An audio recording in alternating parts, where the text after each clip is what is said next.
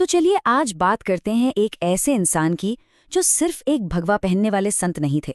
वो तो एक तूफान थे। एक ऐसी ज्वाला जिसने सच में आज की दुनिया को एक नया आकार दिया। और ये पूरी कहानी शुरू होती है एक सवाल से। एक ऐसा सवाल जो 19वीं सदी के कलकत्ता में एक नौजवान के दिलो दिमाग में आग की तरह धड़क रहा था। सवाल था, क्या आपने ईश्वर को देखा है? देखिए, ये कोई बच्चों जैसा मासूम सवाल नहीं था। नहीं, ये तो एक बहुत गहरी, एक बहुत बेचैन करने वाली आध्यात्मिक प्यास थी। तो ये सवाल पूछने वाले थे युवान नरेंद्रनाथ दत्त। और उनके अंदर ना एक अजीब सी कश्मकश चल रही थी। मतलब एक तरफ थे उनके पिता, पूरी तरह तर्कवादी, हर चीज को विज्ञान की, लॉजिक की कसौटी पर तौलने वाले। और फिर दूसरी तरफ थी उनकी माँ, जिनकी आस्था बहुत गहरी थी। वो उन्हें रामायण महाभारत की कहानियों से आध्यात्मिकता सिखाती थीं। सोचिए, यही दो बिल्कुल अलग दुनियाएं मिलकर उनके व्यक्तित्व को बना रही थीं। तो अब हम बात करेंगे गुरु के उस सरल से उत्तर की। कैसे एक बेचैन साधक की मुलाकात एक पहुंचे हुए गुरु से हुई। देखिए, नरेंद्र को अब किसी ऐसे इंसान की तलाश थी जो उनके सवाल का जवाब किताबी बातों से न दे, बल्कि सीधे अपने अनुभव से दे। और इस खोज में वो कितने ही विद्वानों और साधुओं से मिले, लेकिन किसी के पास वो जवाब था ही नहीं जो उनके दिल को छू सके। और फिर वो निर्णायक मोड़ आया, दक्षिणेश्वर काली मंदिर में। वहां उनकी मुलाकात हुई एक बहुत ही सीधे साधे पुजारी से, रामकृष्ण परमहंस। जरा सोच कर देखिए उस सीन को। एक तरफ वेस्टर्न फिलॉसफी और साइंस पढ़ा हुआ एक नौजवान जिसके दिमाग में सिर्फ तर्क ही तर्क हैं, और दूसरी तरफ एक साधारण सा पुजारी जो बस माँ काली की भक्ति में डूबा रहता था। ये वाकई दो ध्रुवों का मिलन था। नरेंद्र ने उनसे भी वही सवाल पूछा और जवाब मिला, हाँ, मैंने उन्हें देखा है। मैं उन्हें ठीक वैसे ही देख रहा हूं जैसे मैं तुम्हें देख रहा हूं, बस कहीं ज्यादा गहरे अर्थ में। ये जवाब नरेंद्र के लिए किसी झटके से कम नहीं था। पहली बार किसी ने इतने विश्वास और इतनी सरलता से ये बात कही थी। यहाँ कोई बड़ी बड़ी फिलॉसफी नहीं थी, सिर्फ एक खरा सीधा अनुभव था। और इसी एक जवाब ने नरेंद्र के दिमाग में जो ज्ञान का अहंकार था ना, उसे चकनाचूर कर दिया। लेकिन बात सिर्फ जवाब की नहीं थी। गुरु के एक दिव्य स्पर्श ने नरेंद्र को उनका पहला आध्यात्मिक अनुभव दिया। हुआ ये कि रामकृष्ण ने अपना पैर नरेंद्र के सीने पर रख दिया, और बस उस एक स्पर्श में सारे शब्द, सारे शक, सब कुछ जैसे एक विशाल शून्य में खो गया। नरेंद्र को पहली बार उस सच्चाई का एहसास हुआ जो किताबों में नहीं मिलती। उन्हें समझ आया कि आध्यात्मिकता कोई थ्योरी नहीं है, ये एक जीता जागता अनुभव है। अब कहानी आगे बढ़ती है। भारत का दर्द और एक सन्यासी का प्रण, ये वो दौर था जब उन्होंने देश की मिट्टी पर चलकर उसकी आत्मा को खोजा। गुरु से वो अनुभव पाने के बाद अब नरेंद्र स्वामी विवेकानंद बन चुके थे, और वो एक घुमंतू सन्यासी के तौर पर पूरे भारत की यात्रा पर निकल पड़े। लेकिन ये कोई आम तीर्थ यात्रा नहीं थी। नहीं, ये तो अपने देश की आत्मा को खोजने का सफर था। और इस सफर में उन्होंने भारत की जो हकीकत देखी, उसने उनके दिल को सच में तोड़ कर रख दिया। उन्होंने देखा कि चारों तरफ गरीबी और भुखमरी है, समाज जातियों में बटा हुआ है, हर तरफ अंधविश्वास और अज्ञान का अंधेरा है, और सबसे बड़ी बात, लोगों का आत्मविश्वास पूरी तरह खत्म हो चुका था। सोचिए, ये वो देश था जिसने दुनिया को सबसे ऊंचा ज्ञान दिया, और आज उसी के लोग इन बेड़ियों में जकड़े हुए थे। इसी दर्द ने, इसी पीड़ा ने उनके जीवन के मिशन को जन्म दिया। और ये पूरी खोज, ये यात्रा आकर खत्म हुई कन्याकुमारी में, भारत की आखिरी चट्टान पर।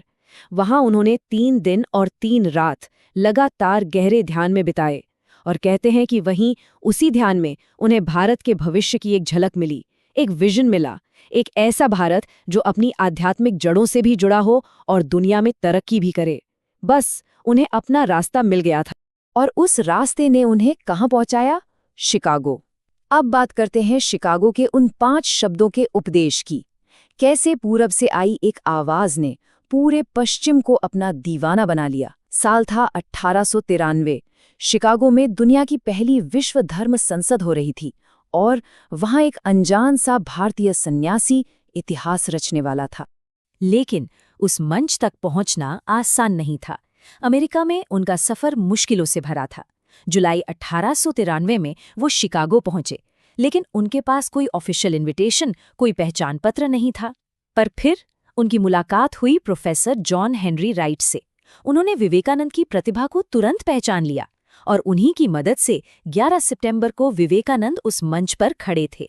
प्रोफेसर राइट ने उनके बारे में क्या खूब लिखा था।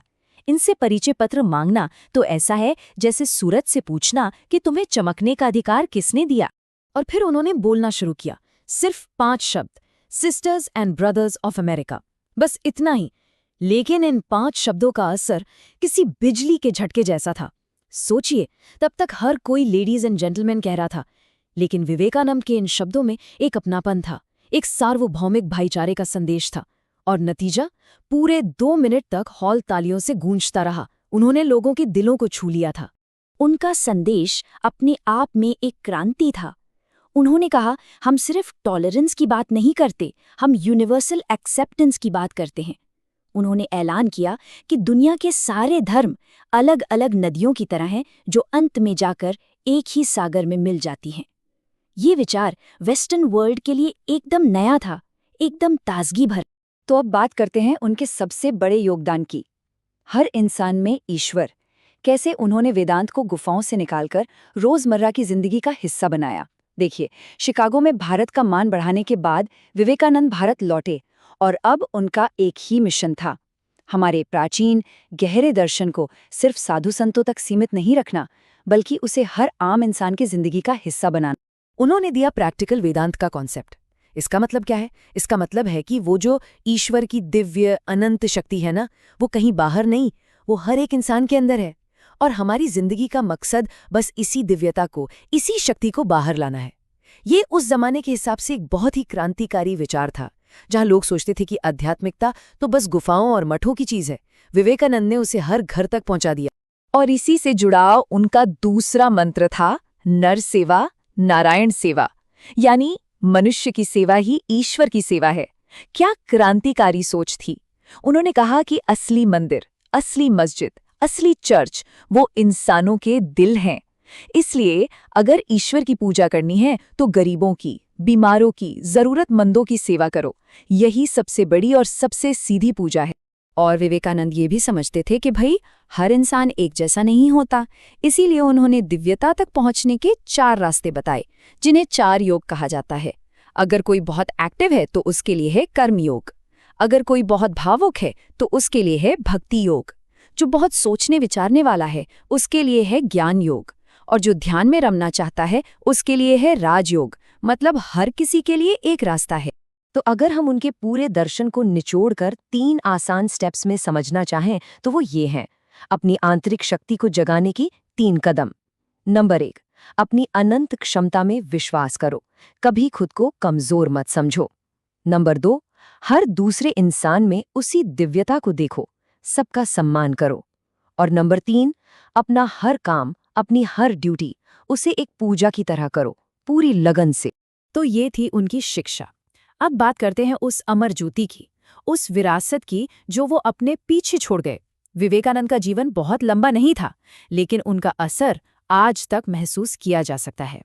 ये आंकड़े देखकर हैरानी होती है। उनका पूरा जीवनकाल सिर्फ 19 साल का था, और उसमें से भी उन्होंने पब्लिक लाइफ में यानी लोगों के बीच काम सिर्फ 9 साल किया। सोचिए, सिर्फ 9 साल में एक इंसान ने दुनिया पर इतना गहरा असर डाला। वो सच में एक तूफान थे जो पूरी दुनिया को झकझोरकर शांत हो गया। और वो अपने पीछे छोड़ गए एक ऐसा मंत्र जो आज भी करोड़ों लोगों को प्रेरणा देता है। उठो, जागो और तब तक मत रुको जब तक लक्ष्य प्राप्त ना हो जाए। ये सिर्फ एक कोट नहीं है, ये एक जीवन मंत्र है। ये हमें अपनी अज्ञानता की नींद से जगाने और अपने लक्ष्य की तरफ बिना रुके लगातार बढ़ते रहने की प्रेरणा देता है। तो 1 सदी से भी पहले विवेकानंद ने एक लौ जलाई थी, एक मशाल रोशन की थी। अब सवाल ये नहीं है कि उन्होंने क्या किया, सवाल ये है कि आज उस लौ को आगे कौन बढ़ाएगा। उनकी प्रेरणा से हम सब क्या करेंगे।